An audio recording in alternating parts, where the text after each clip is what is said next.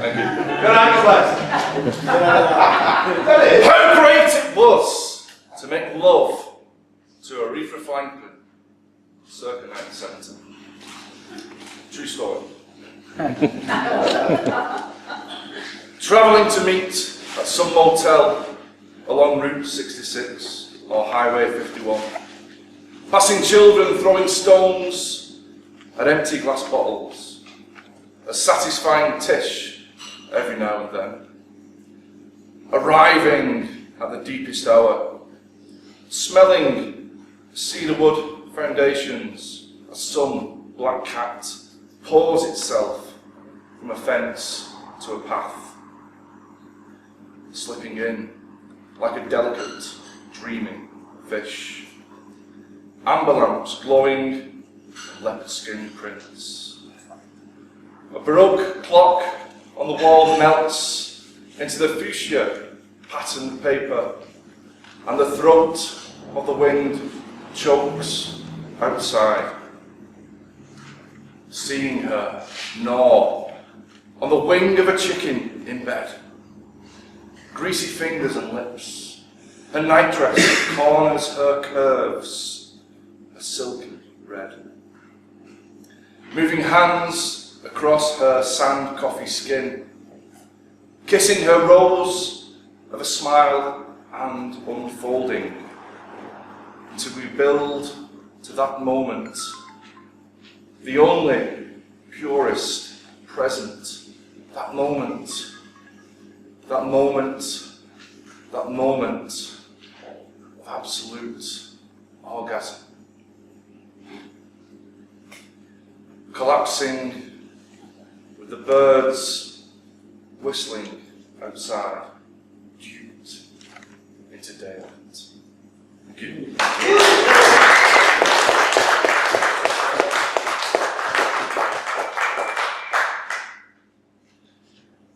Piccadilly. I meet you at the statue on the hour and think of the drowning grip I have on your face. Your onion seed eyes are ablaze. I sigh. Watch the feathered clouds disconnect of others. You give a tug on my sleeve and say, we're a clumsy version of a good idea, like pterodactyls. I freeze frame. See you entwined in bringing defeat, death to my melancholy. I stir at the chip in your front tooth. Thank you.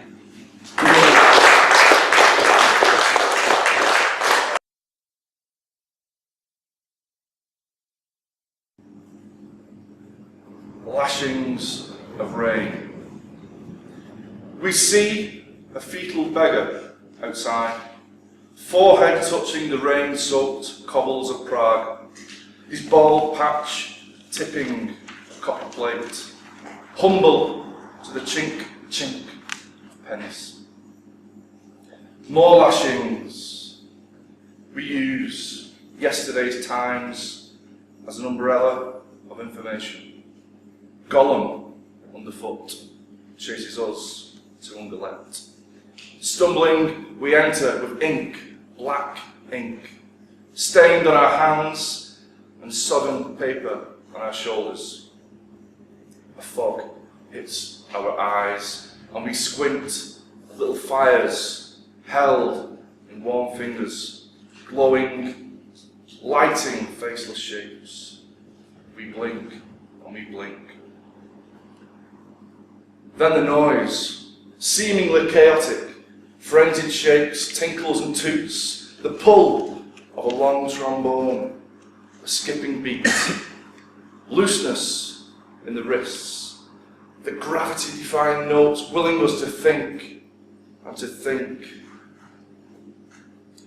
We're offered dark froth in glasses and dumplings on plates. So we sit in Scotch red seating. An electric herd enthusiast in the front row takes a drink, takes a drink. His partner yawns. Black caterpillars framing her eyes as he nods and applauds, hypnotically, robotically. I stare at the kink, that maddening kink, in the eyes of the players. A bearded man approaches in an almost clean white shirt, tells us, "You two should have been here an hour and 5 minutes ago." We look at each other, eyebrows raised. The trumpets pipe down, the piano plays Morse code, and the lights, the hue, glows pink, glows pink. Thank you.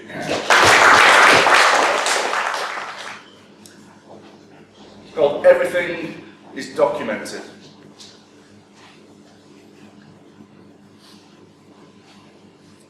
The damp light from a table candle flickers, revealing tomorrow's feces. Braised red cabbage, fillet of beef, and a quarter glass of red wine. Everything is documented. The pout strained through the rush of alcohol. It's a flash that shows lifelessness behind heavily mascaraed eyes. All for show, an image portrayed to those that follow, but how hollow the bones that bend in such postures. Everything is documented. Legs dipped into the sand of the earth, showing wild nights and lazy days on a beach. Golden plastic stretching to foam flip-flops. And, looking carefully, a stray pubic hair peering from polyester. Everything is documented. Crouching with others, ilk-fitting, a streamlined pose to fit a frame, disbanded into backstabbing, cruel gossip after a white blaze of a feigned moment. Everything is documented. The footage. Pixels dancing to charred blocks of sound, held in a hand, a rectangle shaking, seen through a false window, quaking, not in the moment, but beyond it. Everything is documented. An arm, hovering over a breast, a forged attempt at jovial bonding in a toilet with a friend. Those naked lights highlighting the senselessness of maintaining a perceived life. Everything is documented. A morning shot, an update of feeling, of a last Monday and regret. Everything is documented. A forgotten face still lingers amongst collection of poses, of places, of people and text.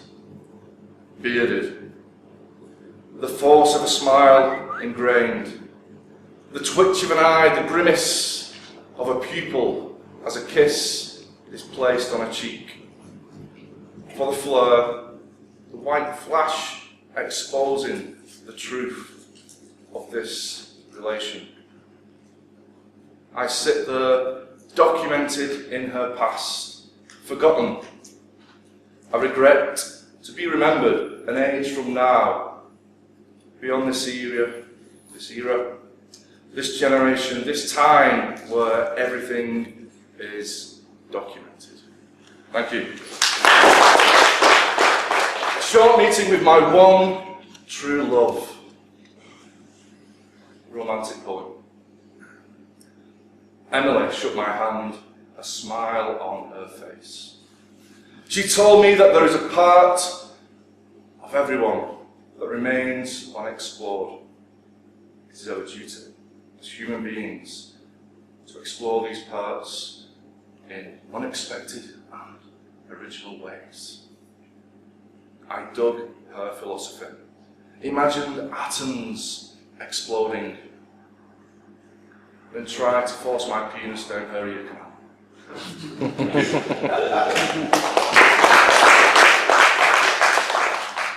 It comes around again, the night, the promise of chance encounters. I see her at the bar, alone. Her face in profile looks like an Italian coastline. I walk over and begin a dance as old as time between two foreign winds. We have conversations about Miles Davis, mutual satisfactions of each other's thoughts. We share a love of old Polish cinema and smoke the same poisonous brand. Gently, we lean into each other to light the tip of a cigarette. With a flush of red wine in our cheeks, we leave this place of lonely drunks and walk to a park to further the meeting. She carries 30 years of strict Catholic prayer on her shoulders, slight shoulders that are speckled with the scattering madness of jazz, and I whisper into her ear that a shoulder without freckles is like a sky without stars, and we kiss under moonlight to the sound of miles. Through the night, I explore the landscape of her body, the texture of her words, the secrets of her scent, and we sleep in perfect jigsaw arms, matching each other's shallow breaths. The pure sugar of the morning arrives, and our surroundings sing. Birdsong plays over the low hum of a generator, punctuated by the flap of new mail, the tinkle of a milk float. Then a silence, a falter between heartbeats, and lying together in this moment, unspeaking, an epiphany emerges. We are the sadness in a smudge on a blank page. Thank you. When I was a man, leaning against walls, and that was all I did with my day, the walls, pebble dashed, bricked, wood. I was just a man that leant against walls. At some point, something changed, and I ceased to be a man who leant against walls and more of a man that salted cucumbers. The cucumbers would arrive in packs of 10, and with method, I would apply the salt, sure to coat it evenly, slowly. But I knew I couldn't always be a man that salts cucumbers, no matter how they are sent, bubble wrapped, special delivery, parcelled. So I started to watch people. The way the red-haired girl in the grey rain jacket picked her nose that time, slightly wiping it onto the arm of her man.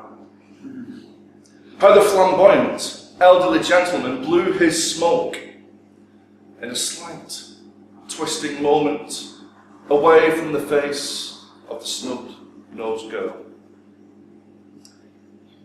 Or the way you curled your lip, dipped an eyebrow in my direction, and asked me to find the horizon with you. That moment ended my days of being a man, watch people. And now I'm a man, with a woman, with you, in search of a beautiful vanishing point. Thank you.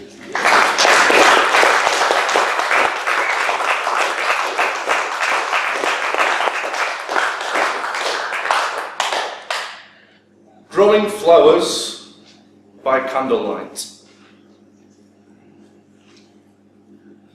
Ambition expressed in the raise of an eyebrow. History yet to be formed in the eyes. The lifting of a neck and turn of a head following a mother's voice. The tiniest grip on an oversized finger, an instinctive need for security. Filling the mind with nonsense words, hoping something sticks. The wonder at disappearing, appearing faces. A reaction. All gums and tongue, a smile to dissolve. The waggle of a toy emits squeaks to delight, to mollify before feeding, before sleep. And how the breathing continues, hushed from day into night, night into day. Each inhale, each exhale, to put a new parent's mind at ease. Then a pause, a falter to the pattern, a slight whimper, then back to snow falling on wood. And what dreams do flowers grown by candlelight dream? Blurred renderings of patternless people, distorted shapes and wonderings, or just safety realised in a father's arms, looking into borrowed eyes, satisfied the light is sufficient. Thank you. Today is thoroughly sad sick. She is in the garden picking peas.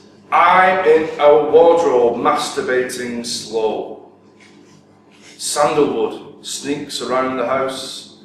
Sinatra revolves from another room as we prepare for tonight's repair. I am a lover in her reality, but a liar in her dreams. A big pumping heart and legs that beats to the sound of love's drum. Where she was once the lamb, I was once the knife, plunging to fashion equilibrium. And as the dark approaches outside, candles are lit one by one. A prayer, a question, an answer.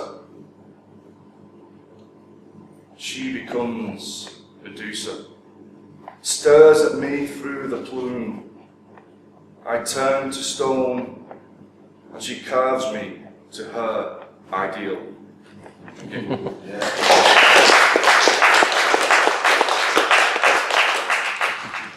Dave's herd. She seemed to hold the weight of a hummingbird and had the flutter of an owl in her eyes. Carrying fragile arms like sparrows' wings, she reached out and touched my lips. She told me, not with a squawk, but in a whisper, that the devil is an optimist if he thinks he can make people worse than they are. Thank you.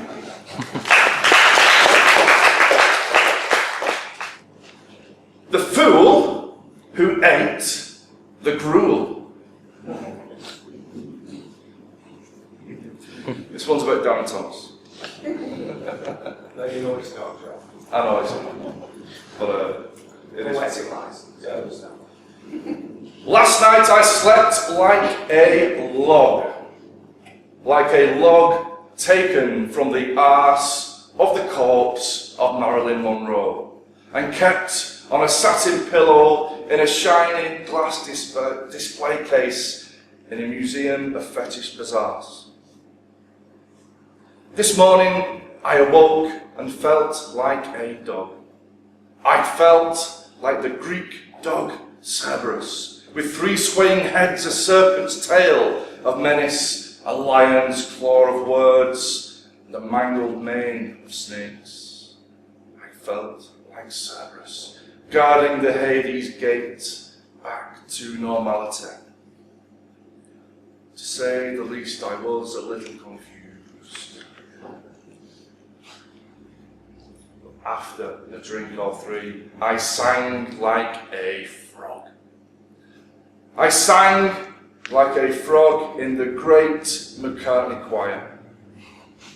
Then drowned my sorrows in a puddle of spawn, singing all the while, I'm just a pawn, I'm just a pawn, I'm just a pawn.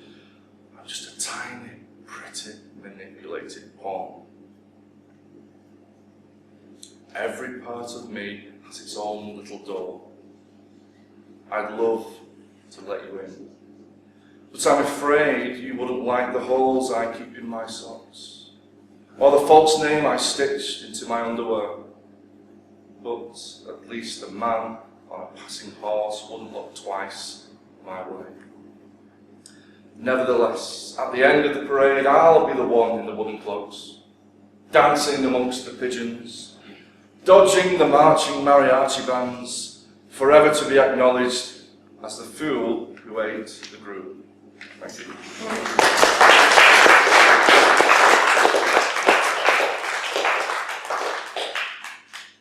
This next one is called clocking off. Time by now surely needs a rest to deservedly put up its feet after working long, hard and fast.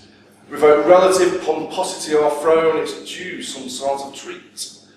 A sugary savouring pause, while the rest of us stop and give much praise and applause for time's endless countdown, it's tick-tock, clip-clop that has completed our days so far. It won't be for long, much missed. We'll all just live in a perpetual haze while time goes out on the town and gets pissed. Thank you.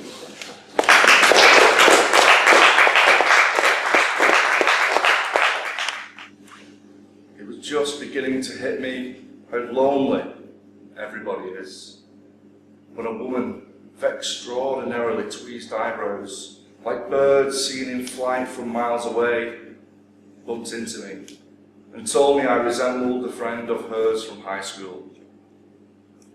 She reminded me of my mother, who struck up conversations with strangers on luminous spring evenings, where the clouds smudged the sky. The woman with the two birds winged away, and I stared at the onion flowers spangled out across the grass and breathed in.